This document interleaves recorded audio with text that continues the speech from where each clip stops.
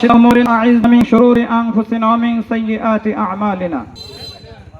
الحمد لله رب العالمين والصلاة والسلام على أشرف الأنبياء والمرسلين سيدنا مولانا محمد وعلى آله وأصحابه أجمعين.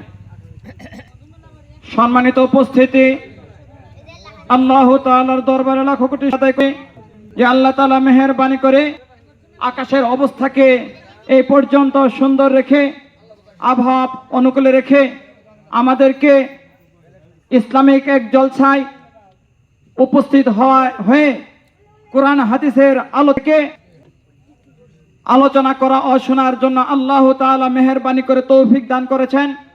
এই জন্য আমরা সকলেই দিলের গভীর থেকে শুকরিয়া তান বলি আলহামদুলিল্লাহ। সম্মানিত উপস্থিতি, আজকের এই 7 নং পাথরশির 1 নং ওয়ার্ডের কমিটি গঠনের উঠান বৈঠকে উপস্থিত আছেন সম্মানিত সংগ্রামী সেক্রেটারি ইসলামী আন্দোলন বাংলাদেশ জামালপুর জেলা শাখা, জামালপুর 2 ইসলামপুর আসনের এমপি প্রার্থী হযরত হাফেজ মাওলানা সুলতান মাহমুদ সিরাজি ভাই, আমাদের সকলের গৌরব, আমাদের সকলের হৃদয়ের অন্তরের ভাই, আমাদের সকলের মাথার তাজ হাফেজ মাওলানা সুলতান মাহমুদ সিরাজি ভাই। এছাড়াও এই উঠান বৈঠকে উপস্থিত রয়েছেন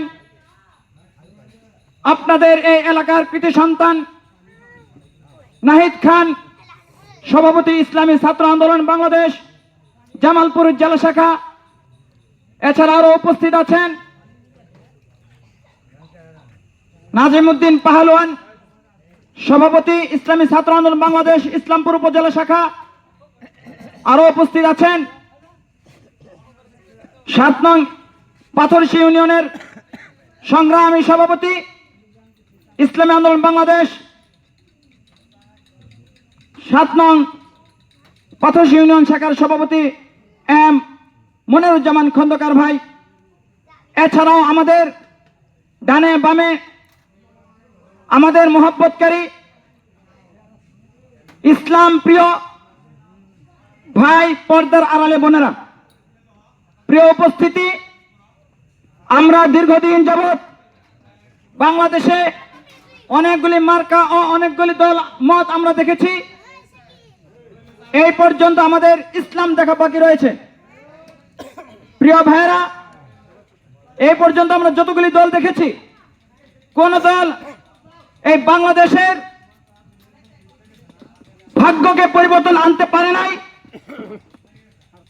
কারণ নীতির পরিবর্তন হয় নাই। বহু নেতার পরিবর্তন হয়েছে, নীতির পরিবর্তন হয় নাই। আর প্রিয় উপস্থিতি, শুধুমাত্র একমাত্র ইসলাম অর্থই শান্তি, আর অন্য কোনো কিছুতে শান্তি নেই, অন্য কোনো কিছুতে শান্তি পাওয়া যাবে না। প্রিয় ভাইয়ের আমার, ইসলামের ভিতরে যে শান্তি, এই কথাটা আমার নয়, এই কথাটা স্বয়ং আল্লাহ তাআলার, যিনি এই আকাশ বাতাসকে সৃষ্টি করেছেন, আপনাকে আমাকে সৃষ্টি করেছেন। সমস্ত কিছু সৃষ্টির সৃষ্টিকর্তা, তার সিদ্ধান্ত, তার ফয়সালা শুধুমাত্র একমাত্র ইসলামের ভিতরেই শান্তি। ইসলাম প্রতিষ্ঠা হবে, ইসলামকে মানা হবে, তো শান্তি পাওয়া যাবে। যেরকম ভাবে আমাদের পাশেই 4 দোকানওয়ালা ভাই বলে দিয়েছেন, 2টি কাপ চা তৈরি করা হয়েছে, এই 2 কাপের ভিতরে 1 কাপের ভিতরে চিনি দেওয়া হয়েছে, আরেকটার ভিতরে চিনি দেওয়া হয় নাই। উনি দেখিয়ে দিচ্ছেন ডান পাশের কাপের ভিতরে চিনি দেওয়া হয়েছে, এই কাপ চা মিষ্টি লাগবে। বাম পাশের যে কাপ রয়েছে সেই কাপের ভিতরে চিনি দেওয়া হয় নাই, সেই বাম পাশের কাপের চা মিষ্টি লাগবে না। এটা যারা মিষ্টি না খান, মিষ্টি ছাড়া চিনি খান, তাদের জন্য। বাম পাশের যে কাপ চা ভাই বলেছেন, আমরা ওই কাপে যতই চামচ দিয়ে নাই আর মিষ্টির আশা করি, কখনোই কিন্তু মিষ্টি পাবো না। ঠিক হলো আমরা যতই তন্ত্র মন্ত্রের মাধ্যমে বাংলাদেশের শান্তির আশা করি না কেন, কোন তন্ত্র মন্ত্র দ্বারা কিন্তু বাংলাদেশের শান্তি আসবে না, এটা স্বয়ং আল্লাহ তাআলার ঘোষণা। তাই ভাই দোস্ত বুজুর্গ, সংগ্রামী ভাই আমার, সকলের হাতে পায়ে ধরে করার অনুরোধ জানাচ্ছি, আমরা যতক্ষণ পর্যন্ত আমাদের নিজেদের ভাগ্যকে আমরা পরিবর্তনে না আনবো, আমাদের ভাগ্য পরিবর্তনের জন্য চেষ্টা না করব, ততক্ষণ পর্যন্ত আল্লাহ তাআলা কিন্তু আমাদের ভাগ্য পরিবর্তন করে দিবেন না। এই জন্য যেহেতু আমরা ইতিপূর্বে আমরা বহু দলের পরীক্ষা নিয়েছি, বহু দল এই পর্যন্ত পরীক্ষা দিয়েছে, একমাত্র ইসলামিক দলের পরীক্ষা আমাদের বাকি রয়েছে।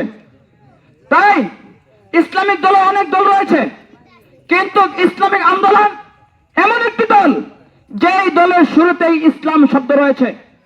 আর এমন একটি দল আপনারা পারলে দেখান যেই দলের শুরুতে ইসলাম রয়েছে, এরকম কোন একটা দলকে দেখান। প্রিয় সংগ্রামী ভাইয়ের আমার, আমি এই কথা দিয়ে বোঝানোর চেষ্টা করলাম যে ইসলামিক আন্দোলন এটি এমন একটি দল যে দল সব সময় ইসলামকে অগ্রাধিকার দিয়ে থাকে। ইসলাম যেখানে, ইসলামী আন্দোলন সেখানে বিন্দু পরিমাণ ছাড় দেওয়া হবে না, বিন্দু পরিমাণ ছাড় দিয়ে এই ইসলামী আন্দোলন চলবে না। প্রিয় ভাইয়েরা আমার, সর্ব জায়গায় যখন ইসলাম অনুযায়ী চলবে, তখন অটোমেটিকলি ভাবে সর্বস্থানে শান্তি প্রতিষ্ঠিত হবে। অনেকের মনে একটা ভয়, ইসলামী হুকুমত কায়েম হয়ে গেলে তো